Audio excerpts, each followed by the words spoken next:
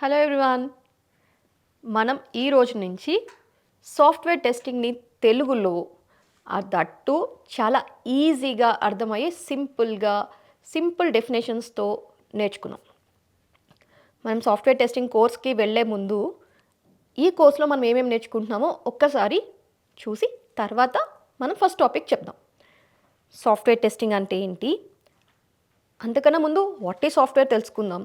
తర్వాత లేయర్స్ ఏముంటాయి, అసలు ఈ సాఫ్ట్వేర్కి హార్డ్వేర్కి తేడా ఏంటి, సాఫ్ట్వేర్ కంపెనీస్ ఏముంటాయి, అక్కడ జరిగే complete end to end application ఏంటి, ఆ డెవలప్మెంట్ ప్రాసెస్ గురించి, టెస్టింగ్లో ఉండే డిఫరెంట్ లెవెల్స్ ఏముంటాయి, అసలు టెస్టింగ్కి ఇంకా ఏమేమి నేర్చుకోవాలి, ఫంక్షనల్ టెస్టింగ్ అంటే ఏంటి, నాన్ ఫంక్షనల్ టెస్టింగ్ అంటే ఏంటి, ఈ ఫంక్షనల్ టెస్టింగ్లో టైప్స్ ఏముంటాయి, స్మోక్ టెస్టింగ్ అంటే ఏంటి, రిగ్రెషన్ టెస్టింగ్ అంటే ఏంటి, రీటెస్టింగ్ అంటే ఏంటి, అడ్హాక్ టెస్టింగ్ అంటే ఏంటి, ఎక్స్ప్లోరేటరీ అంటే ఏంటి, ఈ టెస్ట్ కేసెస్ అంటే ఏంటి, సినారియోస్ అంటే ఏంటి, ఇవి ఎలా రాయాలి, ఎంత ప్రాక్టీస్ చేయాలి, ఏది చాలా ఇంపార్టెంట్, ఇంత టెస్టింగ్ ఎలా చేయగలం, వాటికి ఏం టెక్నిక్స్ వాడాలి, ఫైనల్గా టెస్టింగ్ అయిపోయాక ఎలా సబ్మిట్ చేయాలి, టెస్టింగ్ కంప్లీట్ అయిందని మనకు ఎలా తెలుస్తుంది, డెలివరీ ఎలా చేయాలి, ఈ కంప్లీట్ ఇన్ఫర్మేషన్ని మనం సాఫ్ట్వేర్ టెస్టింగ్ కోర్స్లో తెలుసుకున్నాం.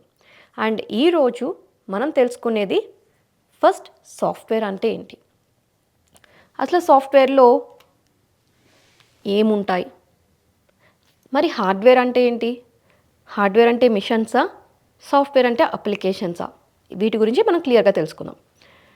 సాఫ్ట్వేర్ అంటే a set of programs which are used to operate the computer and their related devices.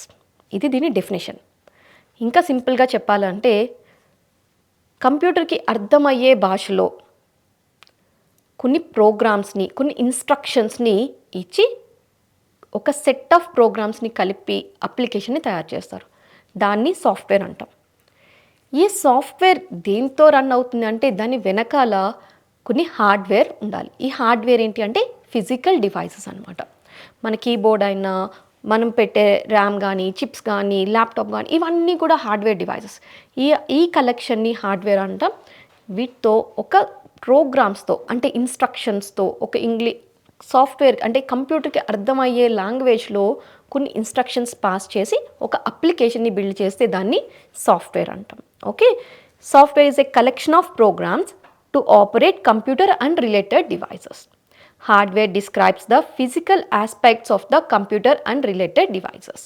Okay, మనకి ఇప్పుడు సాఫ్ట్వేర్ అంటే ఏంటి, హార్డ్వేర్ అంటే ఏంటో అర్థమైంది కదా.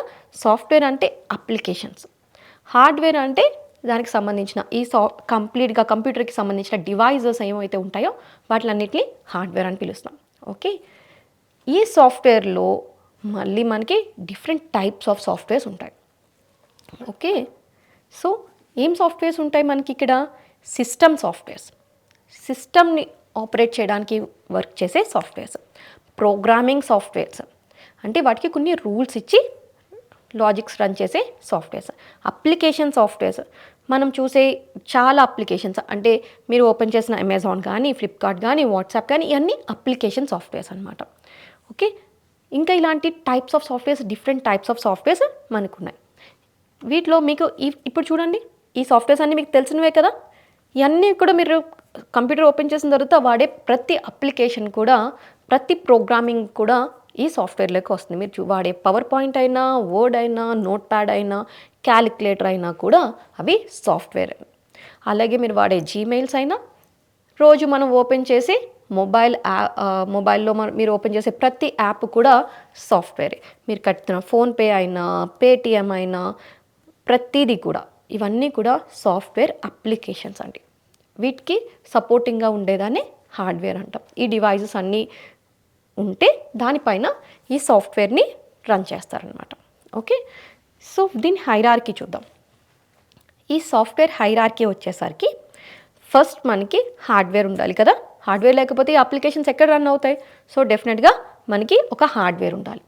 ఈ హార్డ్వేర్కి ఆపరేటింగ్ సిస్టమ్స్ అని ఉంటాయన్నమాట. ప్రతి హార్డ్వేర్కి దానికి సంబంధించిన ఆపరేటింగ్ సిస్టమ్ వర్క్ చేస్తుంది. ఈ ఆపరేటింగ్ సిస్టమ్ పైన వీళ్ళు రాసిన ఈ ప్రోగ్రామ్స్ ఏవైతే ఇన్స్ట్రక్షన్స్ ఉన్నాయో ఆ అప్లికేషన్ సాఫ్ట్వేర్ని పెడతాం. దీన్ని యూజర్ యూజ్ చేస్తారు. ఓకే, ఇది ఒక సాఫ్ట్వేర్కి సంబంధించిన కంప్లీట్ హైరార్కీ.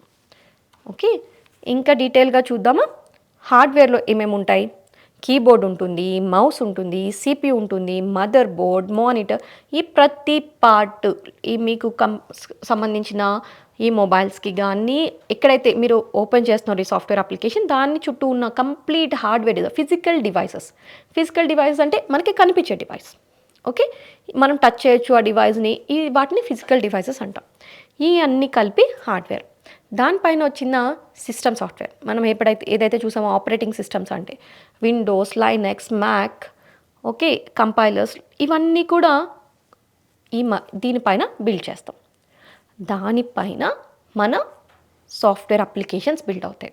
ఈ సాఫ్ట్వేర్ అప్లికేషన్స్ మనం డైలీ యూస్ చేస్తున్న వర్డ్ ప్యాడ్ కానీ, నోట్ ప్యాడ్ కానీ, ఎక్సెల్ కానీ, ఇవన్నీ కూడా సాఫ్ట్వేర్ అప్లికేషన్స్. అలాగే మన వెబ్లో ఓపెన్ చేసిన web applications. Okay, desktop applications ఉంటాయి, వెబ్ అప్లికేషన్స్ కూడా ఉంటాయి. ఇవన్నీ కూడా సాఫ్ట్వేర్. దాన్ని యూజర్ యూజ్ చేస్తారు. మళ్ళీ యూజర్ తోటి అప్లికేషన్స్ ఇంటరాక్ట్ అవుతాయి, మళ్ళీ అప్లికేషన్స్ తోటి ఆపరేటింగ్ సిస్టమ్స్ ఇంటరాక్ట్ అవుతాయి, ఆపరేటింగ్ సిస్టమ్స్ తోటి హార్డ్వేర్ ఇంటరాక్ట్ అవుతుంది. Okay, this is about our software. Is it clear? Now we will go for the next topic.